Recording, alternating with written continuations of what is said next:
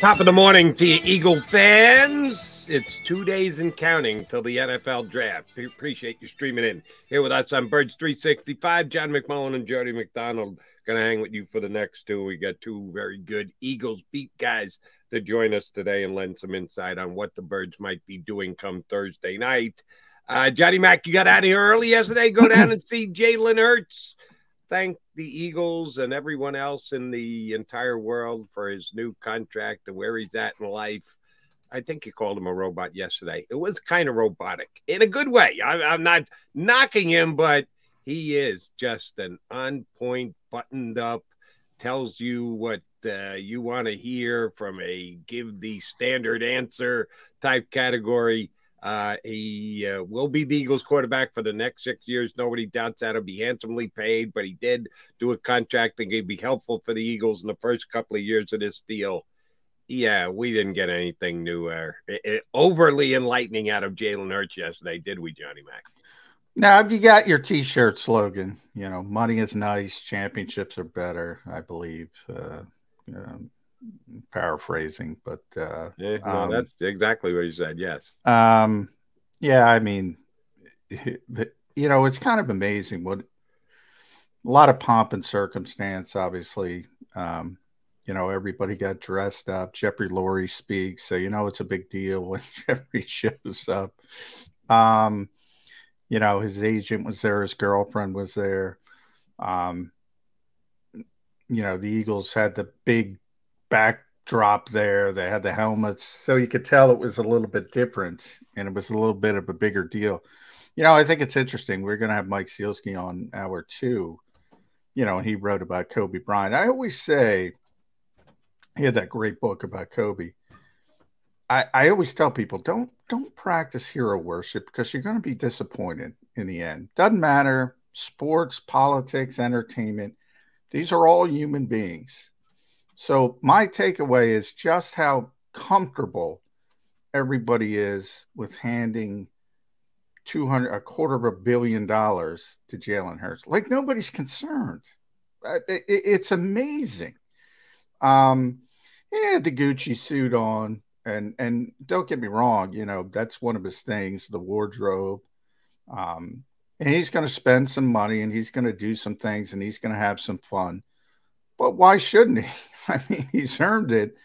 But nobody's worried about him saying, oh, I got my money, I can relax a little bit.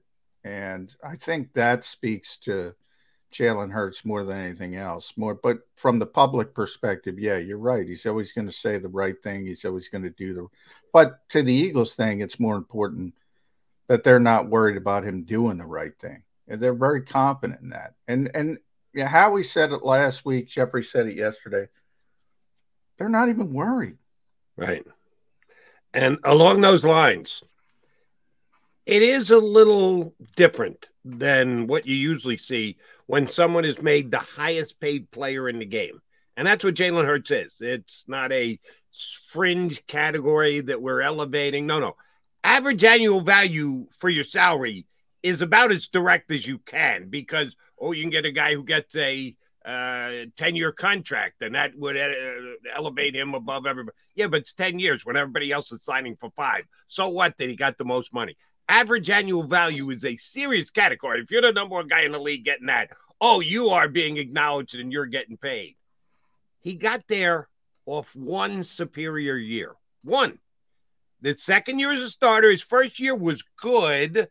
Did get the Eagles into playoffs 9-8, went down, got their tail kicked in Tampa. He was about the 20th or 21st ranked quarterback in passer rating, John, in 2021. So to make that meteoric rise, and a lot of things have to line up, situations, contract, do everything else. But to make that kind of jump off 1 year, that's all it is, 1 year. A great year, MVP runner-up year, but it was still just one. And you're right, nobody is blanching at the fact that they're paying him the most in the National Football League off 1 year of greatness on the field. It's because he is the guy that he is, because he does his business the way he does his business, because he handles himself the way he handles himself, the quote-unquote intangibles. He checks every single box, not most of the boxes, every single box. And that's why nobody is sweating the fact that, all right, yeah, we made him the highest paid player in the game, because he does handle himself the way that he does. He just needs to keep doing it on the field the way he did it last year, and then absolutely nobody will cry. He goes back-to-back years like that, they'll start saying, well, maybe we should talk about an extension and add more years to it. Let's rip up those back years where the Eagles are going to count $85 million under the salary cap. Let's do it now, because we believe he's going to be great till 2042 or somewhere thereabouts. So, yeah, we got to hear from Jalen Hurts, which took us a little eye on focus away from the draft. Now we're back there. We got 2 days to go before the draft. And Johnny Mac, I want to ask you one question. I want to kind of debunk a narrative that is floating out there in Philadelphia this week because of a specific player who's available in the draft that the Eagles may or may not have interest in. The whole tying a position to the championship outcome of a team. We know everybody does it with quarterbacks for a very simple reason, because it works. That is true. Your quarterback play has a lot to do with how far you go in a season and potentially hold a Lombardi trophy at the end of a year. For me, there is no other position you can do that with, that you could say, oh, you must have one of the best wide receivers, tight ends, centers, defensive tackle, defensive end, surely not linebacker. He's quarterback. If you don't have one of the top 10 wide receivers at the position, you have no chance of winning a championship. It doesn't work for any other position. It works for one, quarterback. That's it. So the whole narrative of, oh, you don't want Bijan Robinson, because even if he is a top 10 back, the best 10 backs never win the Super Bowl. Go back and look up the best 10 backs don't win the Super Bowl. You know what they said that about too, John? Wide receivers. Oh, you don't need a talented. Your quarterback lifts the wide receiver. You don't need a top 10 talented wide receiver. Oh, until you did just a couple of years ago when Tyreek Hill was a top 10 wide receiver and the Chiefs won the championship. Well, shoot, when Brady went into Tampa, he had both Godwin and Evans. You could make an argument that they were both top 10 wide receivers. Oh, you add Tom Brady to the mix. Guess what? All of a sudden you win a championship. The Rams, Cooper Kupp has one of the best wide receiver years in the history of the National Football League. And what happens? The Rams win a championship. So this whole, you can't take Bijan Robinson because it's a waste of money immediately. You don't need a wide. If you have a top 10 wide receiver, it'll actually be a deterrent to winning a Super Bowl. How do we not know that running backs don't become what wide receivers were over the last 5 years? That a top player could be at that position and you win a championship. I think that narrative is, in a phrase, bullshit. I'm with you about every position. Could be, off-ball linebacker. As I said, the Eagles' blind spot. You bring up Tampa Bay. How about Devin White in those playoffs? As a whole, he's been a disappointment. So when people said, "Oh, go trade for Devin White," I'm like, no. But for those 3 games, go look at it. That guy was unstinking believable for that 3-game stretch. And even if you go to the most high profile position, Jody, we've seen backup quarterbacks win Super Bowls. Not only Nick Foles, but backup quarterbacks in the past win Super Bowls. It drives me insane when anybody says anybody. I always go, Matthew Stafford can't win a Super Bowl. Well, yeah, he can. Now you know it. But yeah, he always could. He was always in fact, he's a really good player, but he was stuck in a bad team, bad organization, bad supporting cast, bad everything. What quarterbacks do, the better quarterbacks, is, and you've heard me say this a million times, they increase your margin of error. There's a million different ways to win a Super Bowl. If you have an average quarterback, everything's got to be buttoned up around him. Everything's got to be perfect, but you can win. But the margin of error is way smaller than if you have a truly, truly superstar quarterback. Same thing with other positions. You could win with a great deep. The Giants won 2 Super Bowls, and everybody can talk about the helmet catch and this and that. They won 2 Super Bowls because of their defensive front going nuts. In not only the Super Bowl, but in the run up to the Super Bowl, both times. there's a million different ways you can win Super Bowls. But yeah, it drives me crazy. You can't do this. You don't need this. You don't need that. What you need is a really good team, and you need, by the way, a little bit of luck along the way. Sure. As I will say, you can ask and I have, you can ask every single one of us that have been here for 2017 and covered that team and covered the team last year. I've yet to find anybody who says the 2017 team was better than last year's team. But the 2017 team won. Last year's team didn't win. Came up just short. Fletcher Cox might be the only one. And I think Fletcher Cox said the 2017 team was better because he was a bigger part of it. I don't think he really believes it. Yeah, I'm with you. It drives me nuts. You can say it about any position, Jody, wide receiver, running back, but get good players and then figure out the rest.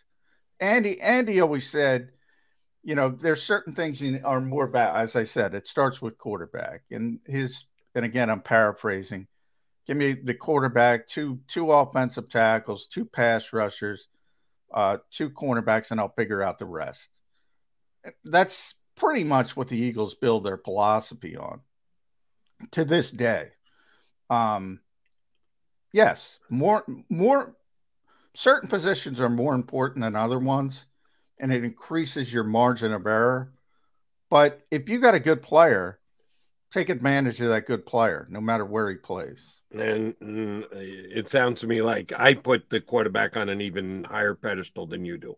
I really do think the talent of your quarterback is a massive needle mover when it comes to winning championships. Oh, I agree. All the other positions are all the other positions. Your margin of error. I'm not disagreeing. It way increases your margin of error. I'm just saying we've already seen average quarterbacks, below average quarterbacks, backup quarterbacks win Super Bowls. That's the exception, not the rule, John. Very infrequently, the superstar quarterbacks win. No, but are you missing? We want to list all the superstars and go down the list and evaluate the quarterbacks. Over 90% are. Yeah, but I feel like am I not saying it correctly? It way increases your margin of error to have a superstar quarterback. Yeah. Way increases your margin of error. But I'm saying we literally already have the literal proof. I'll say it 3 times. We have the literal proof that you can win a Super Bowl. It's much more difficult, but you can win a Super Bowl having an average or even a below average quarterback if everything else around them is nearly perfect. Now, if you have the superstar in his prime, that's what I'm saying. It's way easier, 100 times easier. They elevate everything. But you've already seen, I'm just talking to the people that you brought up that say you can't do this, you can't do that, you can't do this. All I'm saying is there's a million different ways to win Super Bowls, and we've already seen them. We have the proof. So I don't know why people say that. Right. And my stance is start with the quarterback and then get to everything else. If you've got the main guy in the main position, you're absolutely headed in the right direction. Other ones, you're right. You can fudge. You can work around. You can get above average guys in position. Doesn't have to be a top 5, a top 10 player at that position. Quarterback, you need to. Yeah, I get it. Nick Foles comes off the bench and wins. Trent Dilfer won a Super Bowl because the Ravens were one of the best defenses in the history of the National Football League. Those things happen few and far between. Quarterback, yes. Every other position, no. And I'll put a lot of them on basically the same type level. Running back, wide receiver, offensive lineman, left tackle. I think they're all very close, those other positions. But in today's status in the NFL, there are some positions that have been woefully devalued, in my opinion, and running back happens to be one of them. And I hope the Eagles do something at the running back position over the next couple of days when the draft kicks in. He's John McMullen. I'm Jody McDonald. We will be joined by 2 outstanding Eagle beat guys. First up from the Delaware News Journal is going to be Martin Frank. A little later, Mike Sealski from the Inquirer. So a lot of great Eagle knowledge coming your way. Stay right here on Birds 365.